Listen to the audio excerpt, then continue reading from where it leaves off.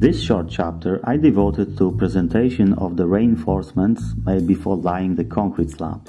We have here an overview of different designs, each of which require a slightly different type of reinforcement.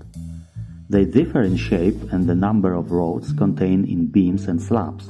The individual elements of reinforcement were commissioned to the steel company. Those remains, as in the case of foundation, put them in the right places and tie.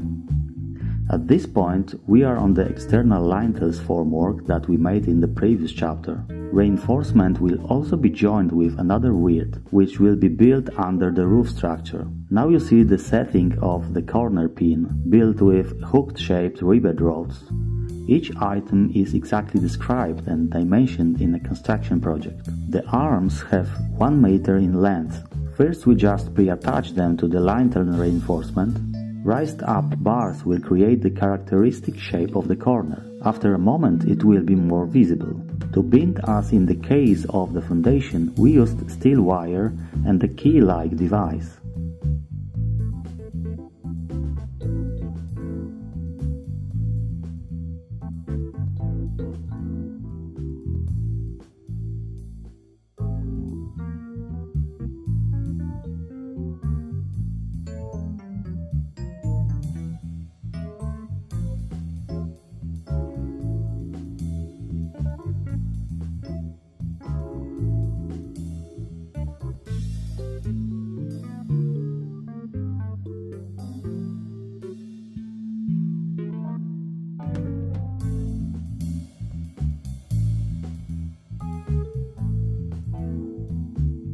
Here you can see a bit better what's the matter.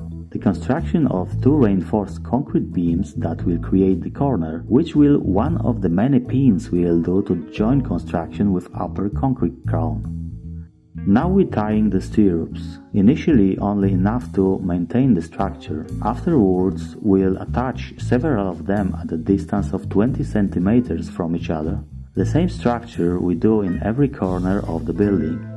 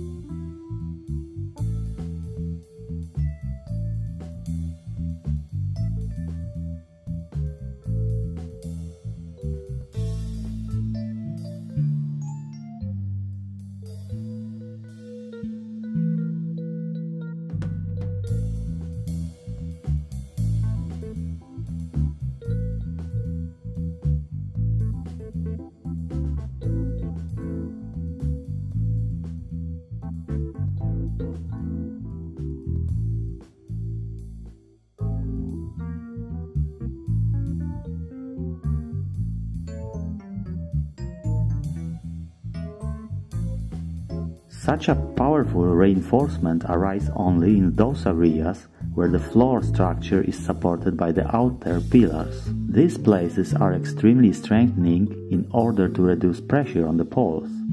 And this is primary reason why we will make here a reinforced concrete slab instead of the Teriva ceiling. Please note that each from the reinforcement rods are inserted into the lintels and from the side of the building to the reinforcement of the reeds. Reinforcement of the floor slab is performed as a gride, where bars are crossing every 20 centimeters. We are tied the rods at its intersections. Reinforcement ought to be carried up approximately 5 centimeters, but not more, because the strength should be in the lower part of the concrete slab. The whole structure is sufficiently robust that probably removing the structural columns would not make a big difference.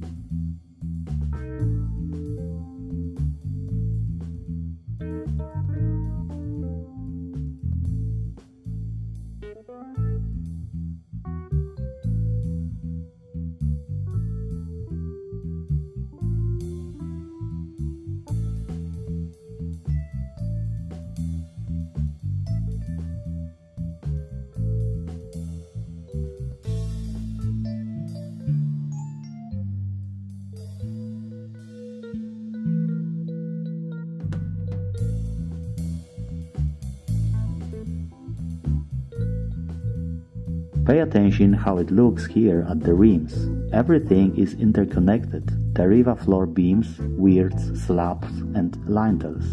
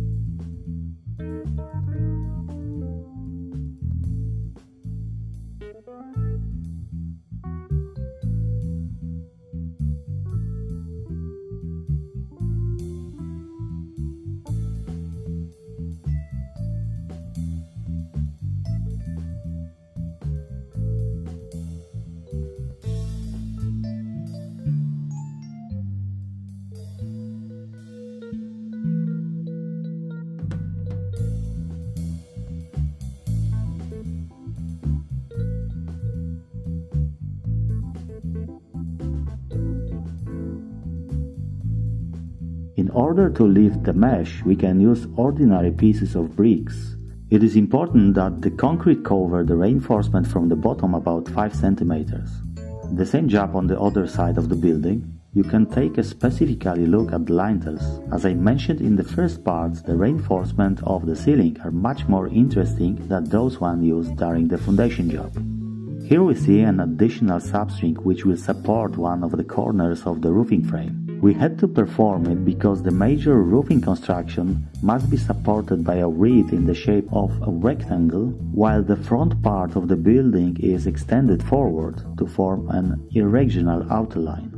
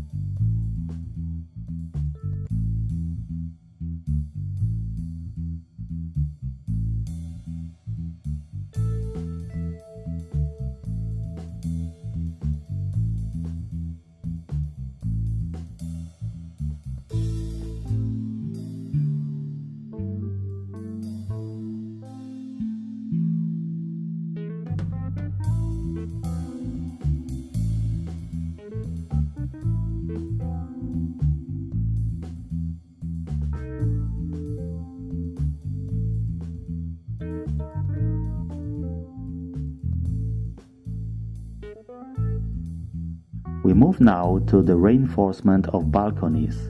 We make them in the same way as we did the slabs. On the front we have a beam which, as you can see, is bent in an arc shape.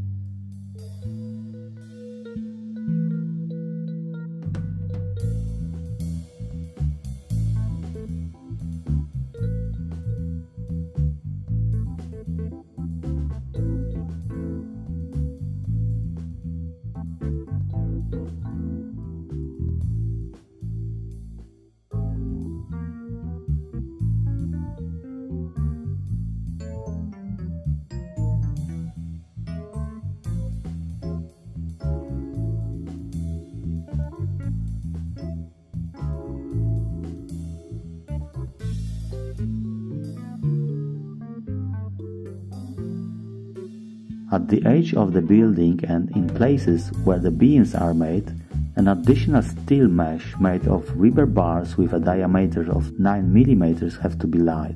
Such grids you can buy as ready-produced items. Their distribution depends on the particular construction project.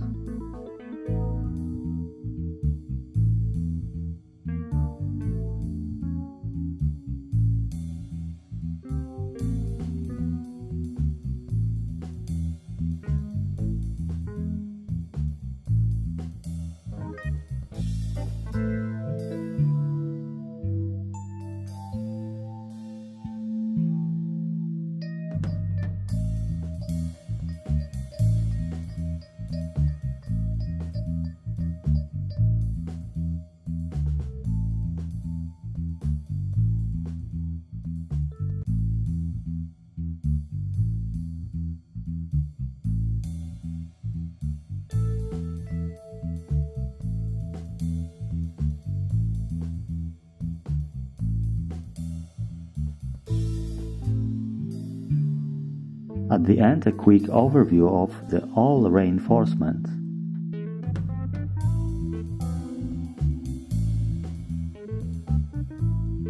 In the background you can see the concrete mixer, and now we will proceed to the laying of concrete, which I will present in the next final chapter of this part of the tutorial.